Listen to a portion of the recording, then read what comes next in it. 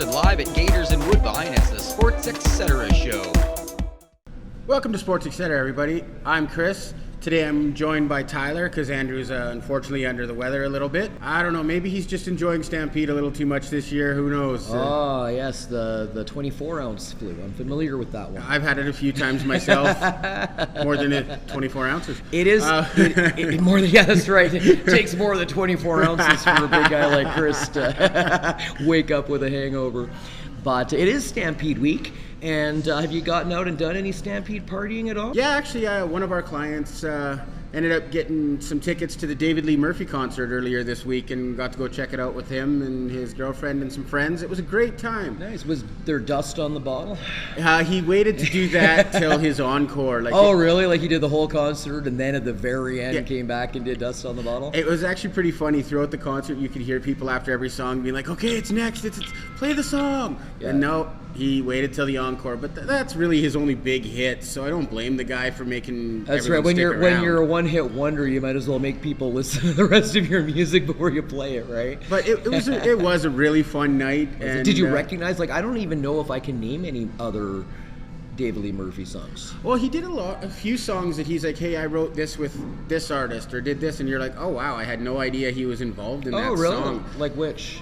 I can't remember the names of some of them. Okay. But like he said he did some with like Dierks Bentley and like songs you would recognize as a Dierks Bentley song that he actually had a hand in. You mean? Yeah. It seems that he was part of the inspiration or helped him write it. It was pretty fun. Cool. It was a great crowd, great party atmosphere. Nice. Just like it is pretty much everywhere during Stampede. Well, I'll tell you what. We Sydney and I, my wife, we got out and we did some stampeding ourselves. As a matter of fact, a little bit later on the show, you guys are going to get to see some of the fun we had. We went down to Ranchmans and did some bull busting, and who do you think was able to stay on the bull a full 8 seconds, Chris? You know what, don't answer that. Yeah, I'm not going to answer because, well, I don't want to give anything away. He actually already knows who won, but Sydney or myself, make sure you stick around till the end of the show because we're going to be showing you that. Plus, coming up, we've got some information about Stampeders football and what's going on with the Chuck Wagons this year. Oh, yeah, it's been a rough year. We were talking about the Chuck Wagon. Well, you and Andrew talked about the Chuck Wagons last week, and then all week long it's been running, and there's been, like there seems to be every year, there's been some controversy. If you're not familiar about that, make sure you stay tuned. It's all coming up. Yeah. Right after this. Hey guys, summertime is here, and with it, our favorite promotion of the year.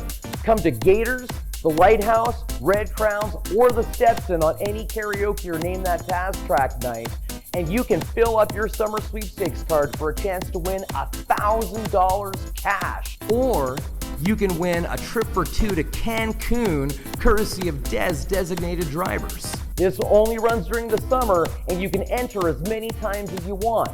For more information, check out yycparty.com. We'll see you there. Welcome back, guys. As Tyler was saying, we are going to talk a little bit about the Stampeders. I know I could talk a lot about them, but we'll try to keep it to a little bit. You know what? I can talk a lot about the Stampeders too. I just don't know all the stats and things that you know.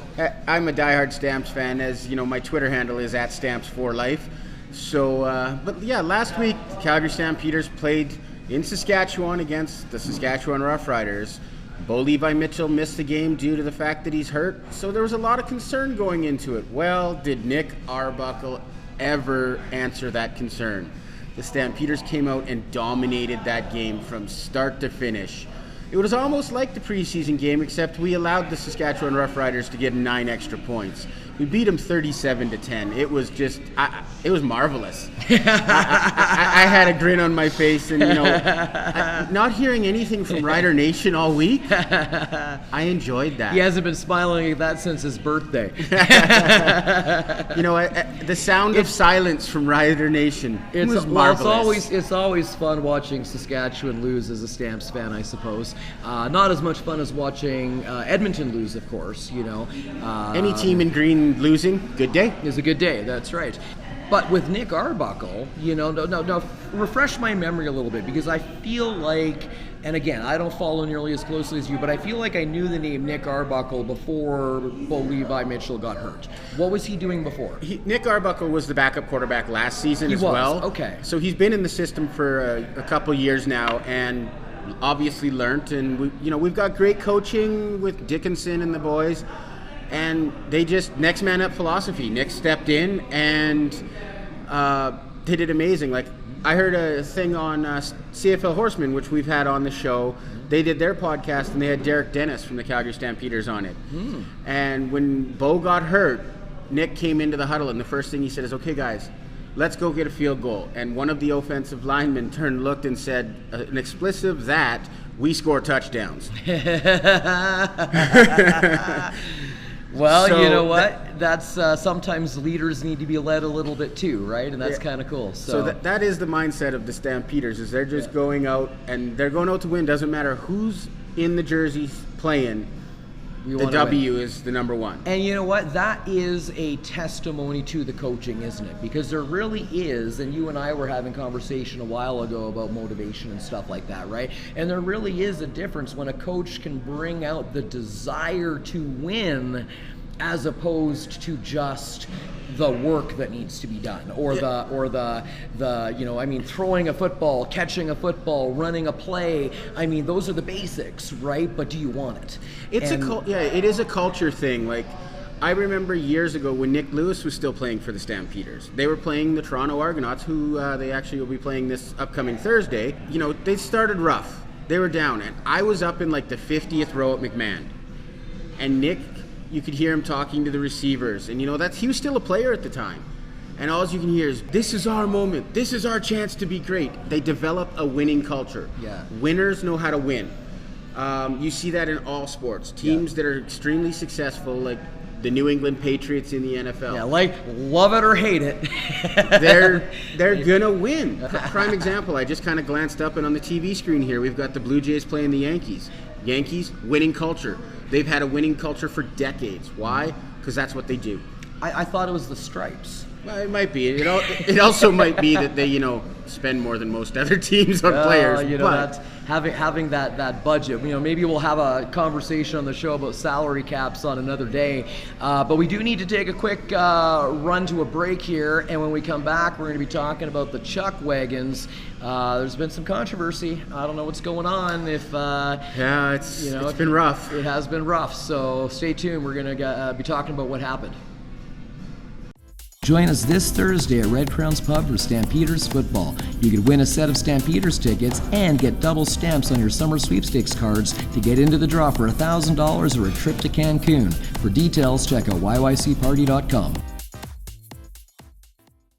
Hey guys, welcome back to the show. Like we said before the break, Stampeders football has been going on. They're playing really, really well. If you guys do want to take in some football, don't forget they've got 35-cent wings every single Stampeders game right here. They're awesome. Right here at Gator Sports Pub, so definitely come down. They play the next 2 Thursdays in a row, right? They play this coming up Thursday, and then they play the following Thursday, and then, of course, they play on the 20th.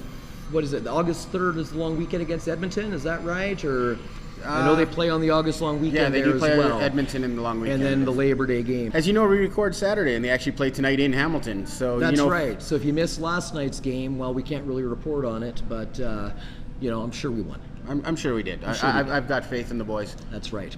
So a lot of you guys have been watching the Chuck Wagons. It's Stampede time. I don't know how many of you guys saw the clip, but you know what? We did go and we were able to source out. Take a look at some of the carnage that took place, if you want to use that word. It's at the Calgary Stampede at the Chuck Wagons the other night. Chad Harden held the 3 wide to the outside, and he's got things happening in the back. Ouch. Yeah, it's been rough. I mean, and this is the reason why there's so much controversy about rodeo sports, you know, and for a long time, man, I'm a born and raised Calgarian, and I've always loved the rodeo, and I've gone to bullbusting events, you know, the PBR bull riding at Ranchmans. I used to go every single year without fail. I love it, but you know, as the years have gone by, I don't know if I'm getting older or more enlightened or less enlightened, or I have no idea. But as time's gone by and you see some of these injuries, I don't know what your thoughts are, but I mean, some of them I still have no problem with. You know, I look at sports like horse jumping, you know what, these horses, I think part of them, I think there's a relationship between horse and rider, and some of the horses like these things, and there's nothing, I mean, my wife used to have horses, and you know, there's nothing wrong with that, right? And there is a certain element to these rodeo sports where for farming, and or if you're a rancher or whatever, you have to be able to rope a calf and some of these other things. But I guess the question is, when you're doing it for sport, is it different? You could look at it that way, but a lot of this stuff really doesn't hurt the animal.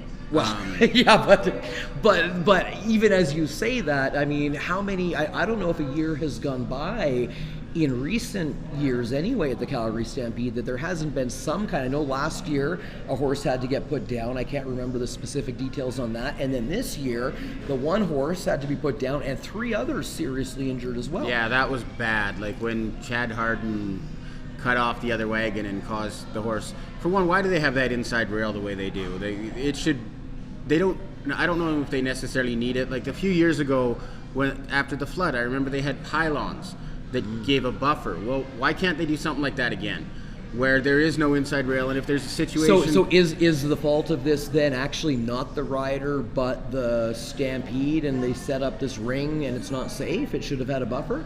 Quite possibly, I don't know. Like I look at, we got to take safety into not only the horses, but the riders involved too, because luckily, and I'm not trying to put any less value on the horse's life, of course, but it could have been a lot worse. Yeah, he could have died himself. I mean, they're going, well, how fast do you think those chuck wagons go? I've never actually looked into, how long is that track, and they clock in at whatever time. How fast are they going? How many miles an hour do you think? It's got to be close to 40 they're going or more. 40, yeah, so they're going 60, 70 kilometers an hour, you probably. Like, those horses can move. They're thoroughbreds. Like, they run. That's what thoroughbreds do. And you consider you got 4 of them. Yeah. Now, they're not doing that around those turns, though. No, they'll be slowing down. Yeah, but yeah, I'll admit, I grew up here in Calgary. I loved the rodeo. I loved the chuck wagons. My brother actually used to be a bull rider. So, really? Until he got into a car accident and got hurt. That was a rough stampede because he almost qualified. That wasn't just you guys wrestling in the backyard. No. As you know, as we always joked around, he used to strap himself to 2,000 pounds of pissed off beef and hold on for 8 seconds. So funny, my wife does the same thing. In fact, sorry. Well, that was my segue, because Sydney and I, as you know, we did get out and do a little bit of stampede partying this year, and we had a bit of a competition. We decided we wanted to ride the bull. And she seemed to think that she could outlast me, and I was, got to be macho. Well, and now I won't say too much about it. Let's just kind of go to the footage here. Alrighty. And let's see what happened. All right, let's check this out.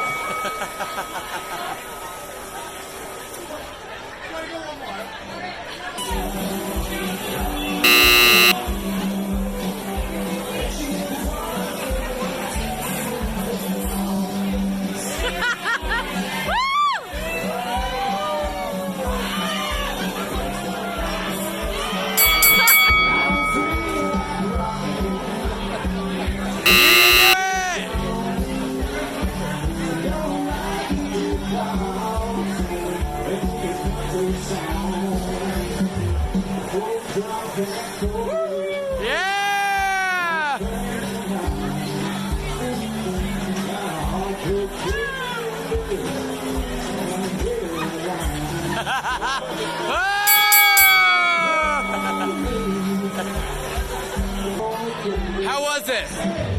I got changed. Well, that was fun to watch there, Tyler.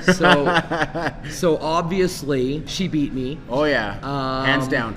And you know what's so funny is I posted on Instagram. If you guys aren't on the SportsXcetera Instagram page, make sure you follow us on Instagram, and also Taz Entertainment YYC, Facebook and Instagram. But I posted some pictures of us getting ready to ride the bulls and us staring each other down there, and said, who do you think won?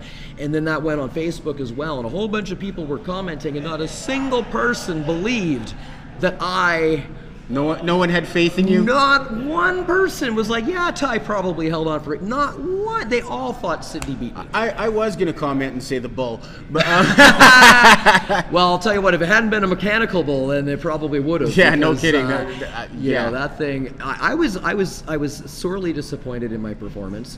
I felt like I had done okay until I watched the video back. Well, they throw you around they do. When I was younger, I rode a lot and stuff, and even being on a horse, when that horse decides to get up and go, your body gets chucked around a lot. But I mean, did you see how much more graceful she was than me on that? Like I'm like flopping around like a rag doll. You're bigger, and weight comes in. It's right, I'm top body heavy. Mass and everything I'm comes into heavy, it. Right? So I'm yeah, top heavy, and she bruised her thigh pretty good too. So. Well, and Sydney's a dancer, so she's Yeah, used she to is. doing Yeah. a lot of moving around Yeah. and positioning her body. And You're right. I don't know what I was thinking even competing. Congratulations, Sydney. You killed him. It was awesome. You won fair and square. I enjoyed watching. I owe you. So that does bring us to the end of the show for today, guys. We got some upcoming shows coming up for Taz. Well, Summer Sweepstakes is in full swing. Full swing. Get those cards stamped. Got to win that prize. I know I'd love to. We're really excited. Obviously, there's a $1,000 prize on the line, but also a trip for two to Cancun. Yeah, that is amazing. Courtesy our sponsors, Des Designated Drivers. Make sure if you come to any Taz Entertainment event or just any night out on the town at all, do not drink and drive. Call Des. They will get you home safely in your vehicle. As always, the number is going to be here at the bottom of the screen. And come on out. The show calendar is at yycparty.com. Well, we do have a special thing this Thursday, though, Tyler. Yes, we do for the Stampeders. For the Stampeders game. If you come down to Red Crowns, we're going to be giving away tickets to go see the Stampeders live. So not only can you get those sweepstake cards filled out, and it's double stamp night. That's right. You get a chance to win tickets. And everybody loves free stuff. I know I do. I do. I absolutely love winning free stuff. As a matter of fact, I got tickets to that game. Nice. I'll be down there as well. Yeah, so we'll be at the game, but you guys better be down either if you're into karaoke and you want to win some stamps tickets. Head on down to Red Crowns. They've got select appies, 3 for $15. Nice. Pretty good deal. Good food there too as well. And of course, if you're not into the karaoke and you just want some football and some great wings, come on down to Gator's 35-cent wings. Guys, thanks for tuning in. Make sure you subscribe. We're still on the hunt for that first 100 subscribers so that we can claim the name. So that's my hashtag. Hashtag claim the name. Nice. So make sure you subscribe, comment, tell your friends about the show. We hope you enjoyed it, and we'll see you next time. Hope you've had a great Stampede week, and I hope you have a great recovery hangover Stampede week as well. That's right. Be safe out there. Take care, everybody.